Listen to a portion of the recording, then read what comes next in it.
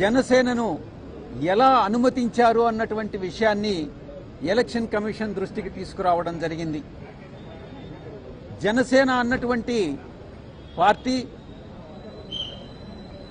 ఇప్పటి వరకు కూడా వాళ్ళు ఇచ్చినటువంటి రిపోర్ట్, ఎలక్షన్ కమిషన్కి ఇచ్చినటువంటి రిక్వెస్ట్ ప్రకారం అలయన్స్ పార్ట్నర్ కింద తెలుగుదేశం పార్టీ, జనసేన పార్టీని అనుమతించమని రిక్వెస్ట్ చేయడం జరిగింది. ఇంకొక విషయాన్ని కూడా ఎలక్షన్ కమిషన్ దృష్టికి తీసుకొచ్చాం. జనసేన పార్టీ అన్నటువంటిది ఇప్పటి వరకు కూడా బీజేపీ అలయన్స్ పార్ట్నర్ కింద పరిగణిస్తూ వచ్చారు. ఈరోజు నిన్న ఇచ్చినటువంటి ఎలక్షన్ కమిషన్కి ఇచ్చినటువంటి రిక్వెస్ట్లో Janasena party Telugu Desam party alliance partner కింద డిస్క్రైబ్ చేయడం జరిగింది.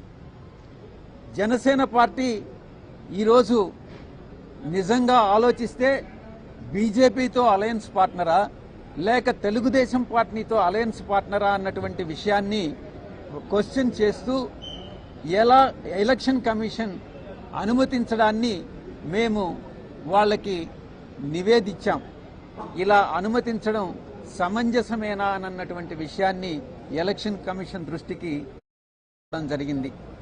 ఇక రెండవ విషయం, జనసేన అన్నటువంటిది unrecognised political party. Glass symbol అన్నటువంటిది ఒక జనరల్ సింబల్.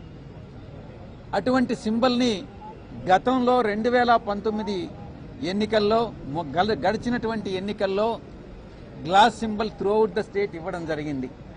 అటువంటి సింబల్ని, కామన్ సింబల్ని ఒక పొలిటికల్ పార్టీకి రాష్ట్ర వ్యాప్తంగా కొన్ని స్థానాల్లో, 175 స్థానాల్లో కొన్ని స్థానాల్లో పోటీ చేసేటటువంటి ఒక రాజకీయ పార్టీకి ఒక సింబల్ కేటాయించడం జనరల్ సింబల్లో నుంచి అది చట్ట విరుద్ధం అది అన్నటువంటి విషయాన్ని కూడా మేము ఎలక్షన్ కమిషన్కి నివేదించడం జరిగింది.